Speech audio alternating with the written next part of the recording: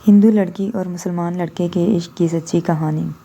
وہ اپنے نیک اور صالح بیٹے کے بارے میں کبھی سوچ بھی نہیں سکتے تھے کہ وہ یہ کبھی حرکت بھی کر سکتا ہے، مگر یہ وقت اس حرکت پر سرزنش کرنے کا نہیں تھا بلکہ فیصلہ سنانے کا تھا۔ وہ دھیمی مگر غصیلی آواز میں گویا ہوئے، میرے گھر میں بھی بیٹی ہے، میں یہ کیسے برداشت کر سکتا ہوں کہ تم کسی کی بیٹی کو یوں بھگا لاؤ اور میں تمہیں پناہ دے دوں۔ دادا ابا نے شعلہ برساتی آنکھوں سے اعجاز چچا کی طرف دیکھا۔ فوراً الٹے پاؤں جاؤ اور اس لڑکی کو اس کے گھر پہنچا کر آؤ، میں کسی بھی قیمت پر اسے پناہ دوں گا، نہ تمہیں۔ میں سوچ بھی نہیں سکتا تھا کہ تم اتنی گری ہوئی حرکت بھی کر سکتے ہو۔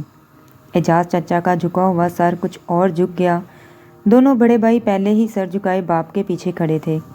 ان کی والدہ اور بہن دلان کے ستونوں سے لگی بے آواز رو رہی تھیں۔ ملفوف چہرہ نقاب میں چھپائے سر جھکائے مجرم کی طرح کھڑی تھیں۔ گن گرج سن کر انہوں نے زیر نقاب اعجاز چچا کے بے کس اور بے بس چہرے کو دیکھا، پھر کچھ سوچ کر پرعزم اعزاز میں آگے بڑھیں۔ انہوں نے اپنے چہرے سے نقاب الٹ دیا، یہاں سے وہاں تک اجالا پھیل گیا تھا۔ ہر آنکھ حیران ہو کر پرستائش انداز میں ان کے ماموش چہرے پر جم گئی تھی۔ وہ باوقار اور بااعتماد انداز میں چلتی دادا ابا کے مقابل جا کھڑی ہوئی تھیں۔ کل تک میرا نام چندر مکھی تھا اور میں وینامل کی بیٹی تھی۔ ان کی چاندنی کی گھنٹیوں جیسی مترنم آواز ساکت وفائف میں گونجنے لگی۔ پر کل رات کے بعد کلمہ پڑھ لینے کے بعد سے میرا نام ماں پارا ہے اور سید اعجاز احمد کی منکوحہ ہوں۔ میں آپ کی بہو کی حیثیت سے نہیں، ایک مسلمان لڑکی ہونے کے ناطے پناہ مانگ رہی ہوں۔ اگر آپ نے ایک مسلمان لڑکی کو زبردستی ہندو گھرانے میں بھیجنے کی کوشش کی اور اسے اس کے پتی کے گھر میں پناہ نہ ملی تو میں کسی کنویں میں کود کر جان دے دوں گی، پر واپس نہیں جاؤں گی۔ پھر وہ دادا ابا کے قدموں میں گر کر زاروں قطار رونے لگیں۔ دادا اب گمسم سے بت کی طرح کھڑے تھے۔ ان کا سارا غصہ اور جلال جھاگ کی طرح بیٹھ گیا تھا۔ انہوں نے جھک کر ماں پارا چچی کو اٹھایا اور اپنی پدرانہ شفقت اور محبت کی پناہ میں لے لیا۔ دہلیز میں تہلکہ مچا ہوا تھا۔ چندر مکھی کے چھوٹے بھائی نے چندر مکھی اور اعجاز میاں کے عشق کی کہانی سب کو کہہ سنائی تھی، اور قیاس یہی تھا کہ وہ لوگ اسے تلاش کرتے ہوئے سب سے پہلے اعجاز چچا کے گاؤں پہنچیں گے۔ اس لیے اسی رات دادا ابا نے اسٹیشن جا کر گارڈ کے ہاتھوں بابو جی کے نام ایک چٹھی روانہ کر دی تھی، تاکہ بابو جی حالات سے واقف ہو جائیں اور صورتحال کے مطابق انتظامات کر لیں۔ اگلے دن کے ڈھلتے ہی اعجاز چچا اور ماں پارا چچی کو ہمارے گھر کے لیے روانہ کر دیا گیا۔ جیسا میں نے بتایا، بابو جی ان دنوں سندھ کی ایک انتہائی دور افتادہ اسٹیشن پر تعینات تھے اور وہاں بہت کم لوگوں کو بابو جی کے شہر اور پتے کے بارے میں علم تھا۔ اس حوالے سے اعجاز چچا اور ماں پارا چچی کے لیے یہ گھر ایک محفوظ ترین پناہ گاہ ثابت ہو سکتا تھا۔ 2 دن اور 1 رات کے سفر کے بعد وہ ہمارے گھر آ پہنچے تھے اور ماں پارا چچی کو دیکھتے ہی میں ان کے عشق میں مبتلا ہو گیا تھا۔ میرا چھوٹا بھائی اسد اور بہن تہمینہ بھی ماں پارا چچی کو پسند کرتے تھے، مگر میرا حال سب سے جدا تھا۔ میں تو ان کا دیوانہ تھا، دن رات پروانے کی طرح ان کے گرد منڈلاتا رہتا۔ ان دنوں میں تیسری جماعت کا طالب علم تھا۔ اسکول میں میرا دل نہیں لگتا تھا، بس دل چاہتا تھا ہر وقت ماں پارا چچی کے سامنے بیٹھ کر انہیں دیکھتا رہوں۔ میری اس دیوانگی کا جلد ہی سب کو پتہ چل گیا۔ سرمد تو تمہارا دیوانہ ہے، امی جان اکثر ہنس کر یہ بات ماں پارا چچی کو بتاتی رہتی تھی، اور یہ بات سن کر وہ بے اختیار میرا ماتھا چوم لیتی تھیں۔ اسی دوران ایک بار ان کے منہ سے نکلا، یہ تو مجھے میرے کرشنا جیسا لگتا ہے۔ کرشنا کون؟ میں نے حیرت سے پوچھا، مگر انہوں نے کوئی جواب نہیں دیا اور اپنی حسین آنکھوں میں آئے آنسو چھپانے لگ گئیں۔ وقت گزرنے کے ساتھ ساتھ میری محبت میں اضافہ ہوتا جا رہا تھا۔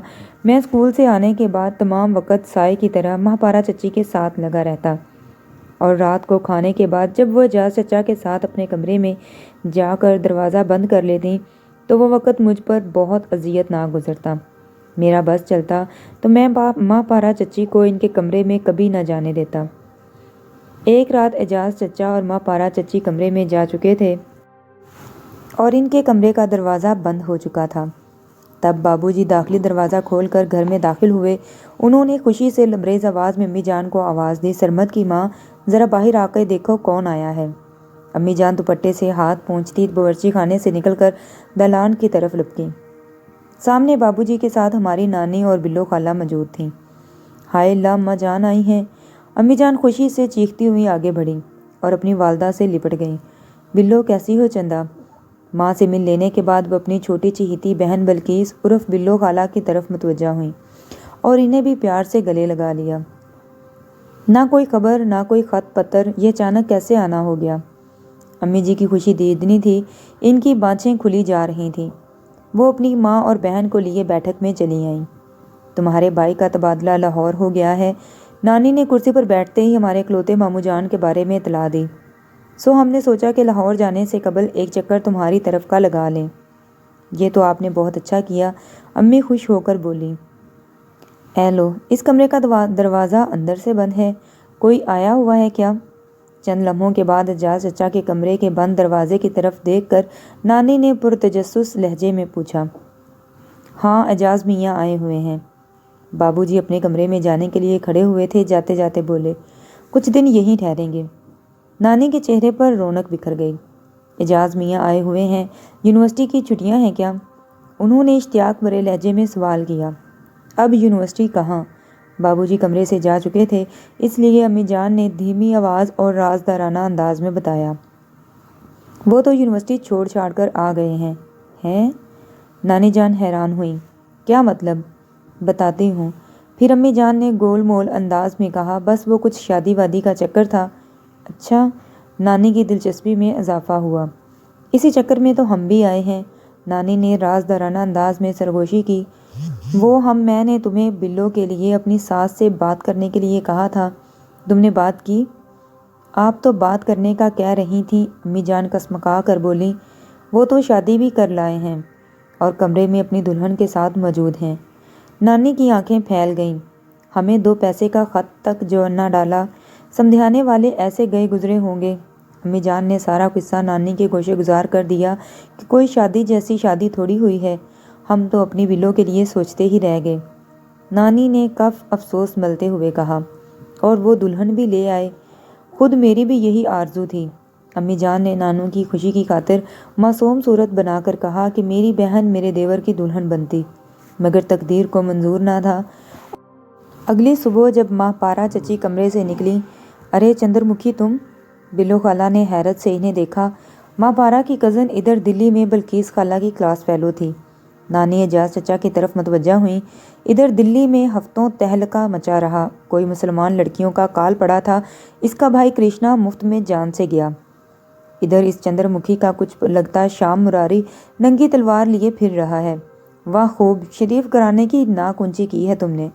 خود اعجاز چچا پریشان ہو گئے، ماں بھی۔ امی جان نے کن اکھیوں سے ماں پارا چچی کی طرف دیکھا۔ نانی کی زبانی کرشنا کی موت کی خبر سن کر ان کا چہرہ سفید پڑ گیا۔ کرشنا کی موت کی خبر نے ماں پارا چچی کو ایک چپ لگا دی تھی۔ ادھر نانی بھی دکھی تھی کہ اعجاز احمد جیسا شاندار لڑکا ان کے ہاتھ سے نکل گیا تھا۔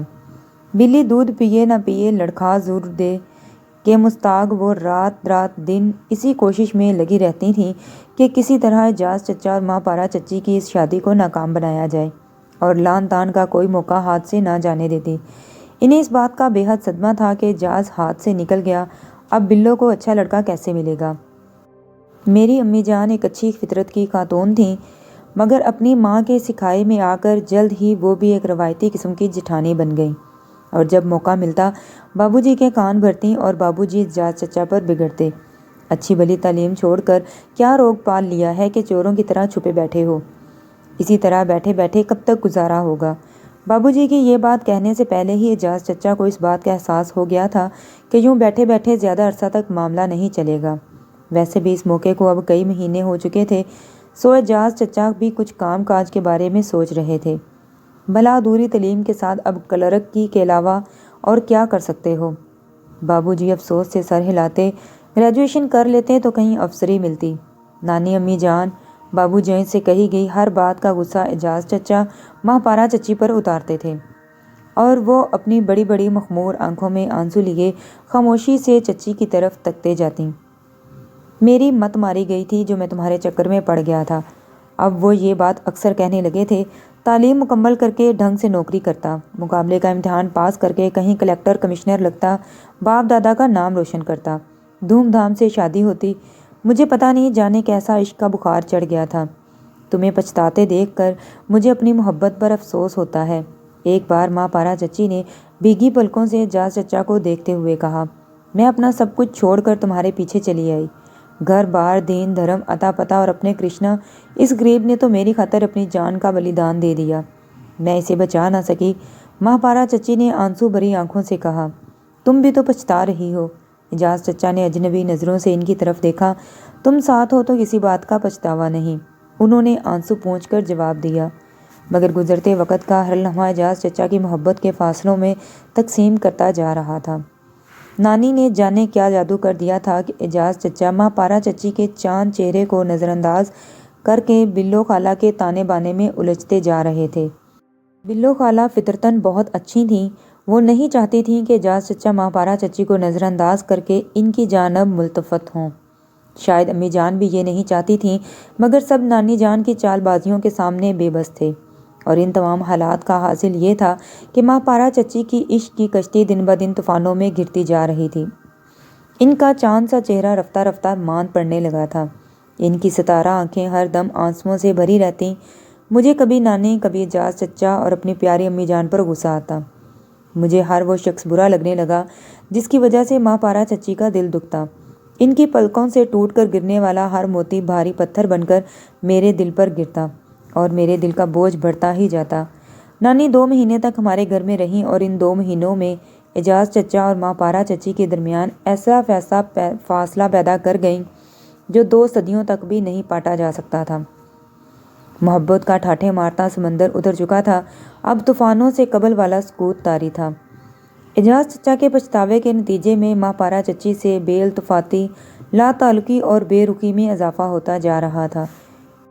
ان کے وجود پر ایک عجیب سی بے حسی طاری ہو گئی تھی، جیسے پتھر کی ہو کر رہ گئی تھیں۔ ایک دن اعجاز چچا نے اعلان کیا کہ وہ اب زیادہ عرصہ تک اس دور افتادہ علاقے میں چھپ کر نہیں رہ سکتے، وہ واپس اپنے گھر، اپنے شہر، اپنے والدین کے پاس جانا چاہتے ہیں، اور اس کے لیے انہیں ماں پارا سے علیحدگی بھی اختیار کرنی پڑی تو وہ اس کے لیے بھی تیار تھے۔ تم تو کہتے تھے کہ میرے بغیر زندہ نہیں رہ سکتے، ماں پارا چچی نے ان کی آنکھوں میں جھانکتے ہوئے سوال کیا۔ مجھ سے علیحدگی اختیار کر کے کیا اکیلے جی لو گے؟ میں نے کب کہا کہ تمہیں چھوڑ کر میں اکیلا رہوں گا؟ وہ کٹھور لہجے میں بولے۔ میں گھر جاتے ہی اماں سے کہوں گا میری شادی کر دیں، کوئی اور نہیں تو بلقیس تو موجود ہے، تم بلقیس سے دوسری شادی کرو گے؟ ماں پارا چچی کے لہجے میں ایک عجیب کرب تھا۔ اور مجھے میری محبت کو بھول جاؤ گے؟ اس میں حرج ہی کیا ہے؟ اعجاز چچا کے جواب پر وہ خاموش ہو گئی تھیں، کسی گہری سوچ میں ڈوب گئی تھیں۔ یہ نشہ اتنی جلدی اتر جائے گا انہیں اندازہ نہ تھا۔ ابھی دن ہی کتنے گزرے تھے، سال بھی پورا نہیں گزرا تھا کہ علیحدگی، طلاق اور دوسری شادی کی باتیں شروع ہو گئی تھیں۔ اسی شام قصبے کے ہندو مکھیا رائے چند کی بیٹی کا بیاہ تھا۔ بابو جی، امی جان اور دونوں چھوٹے بھائی اور بہن کو لے کر شادی گھر پہنچ گئے۔ ماں پارا چچی کی وجہ سے میں بھی نہیں گیا تھا۔ میں حسب عادت اعجاز چچا اور ماں پارا چچی کے آگے پیچھے گھوم رہا تھا، تبھی دروازے پر دستک ہوئی۔ اعجاز چچا نے دروازہ کھولا تو دروازے پر ایندھن کے اسٹور پر کام کرنے والا ملازم بوریاں لیے موجود تھا۔ اس زمانے میں ریل کے انجن کوئلے سے چلتے تھے، وہی کوئلہ گھر کی انگیٹھیوں میں بھی جلتا تھا۔ اعجاز چچا نے ایک جانب ہو کر کوئلے کی بوریاں اندر لانے کے لیے راستہ دیا، اور وہ بوری لے کر اندر چلا آیا۔ باورچی خانے کے سامنے راہداری میں ایک گہری ہودی سی بنی تھی، کوئلہ اسی میں بھر دیا جاتا تھا۔ ملازم نے کوئلے کی دونوں بوریاں اوپر تلے رکھ دی تھیں، وہ واپسی کے لیے مڑا ہی تھا کہ اچانک ایک لمبا ترنگا شخص منہ پر ڈھاٹا باندھے تلوار لہراتا ہوا اندر داخل ہوا۔ چچا اعجاز دروازہ بند کرنے کے لیے ملازم کے پیچھے جا رہے تھے کہ آنے والے شخص کو دیکھ کر وہ لمحہ بھر کو ٹھٹکے، اور اگلے ہی لمحے وہ تیزی سے اندر کی طرف بھاگے۔ ماں پارا چچی ہودی کے قریب کھڑی تھیں، چچا نے انہیں اندر دھکا دیا تھا۔ میں کچھ کہنا چاہتا تھا، مگر انہوں نے اپنا نرم ہاتھ میرے منہ پر رکھ کر مجھے کچھ کہنے سے روک دیا تھا۔ خوف سے مجھ پر غشی طاری ہو گئی تھی، میں بے ہوش ہو گیا تھا۔ آنکھ کھلی تو ہودی میں میں نے خود کو تنہا پایا۔ میں گھبرا کر کھڑا ہو گیا، پھر بوریوں کو پکڑ کر بڑی مشکل سے باہر نکلا۔ میں نے دیکھا بوڑھا ملازم دیوار سے ٹیک لگائے بیٹھا تھا، اس کی بے نور آنکھیں اس بات کی خماس تھیں کہ وہ مر چکا تھا۔ برآمدے کی سیڑھیوں کے سامنے اجنبی تلوار اٹھائے کھڑا تھا۔ برآمدے کی سیڑھیوں پر اور چچا کے درمیان میں ماں پارا چچی ڈھال بنی کھڑی تھیں۔ میں کہتا ہوں چندر مکھی سامنے سے ہٹ جا، شام مراری تو مجھے مار کر ان تک پہنچے گا۔ ماں پارا چچی نے مضبوط لہجے میں جواب دیا۔ تبھی میں چیختا ہوا ان سے جا لپٹا۔ ٹھیک ہے تو پھر میں اس بچے کو مار دوں گا۔ شام مراری نے اچانک ہی میرا بازو پکڑ کر مجھے اپنی جانب کھینچ لیا۔ اب دیکھ اسے کون بچاتا ہے۔ نہیں شام مراری، ماں پارا چچی ایک دم چیخ اٹھی، اسے کچھ نہ کہنا۔ شام مراری کی آنکھوں میں طنزیہ مسکراہٹ لرزی۔ تو ٹھیک ہے۔ ماں پارا چچی نے پلٹ کر اعجاز چچا کی طرف دیکھا۔ ان کے چہرے پر ہوائیاں اڑ رہی تھیں اور آنکھوں میں ایک التجا تھی۔ اعجاز چچا ماں پارا چچی کو بہت عزیز تھے۔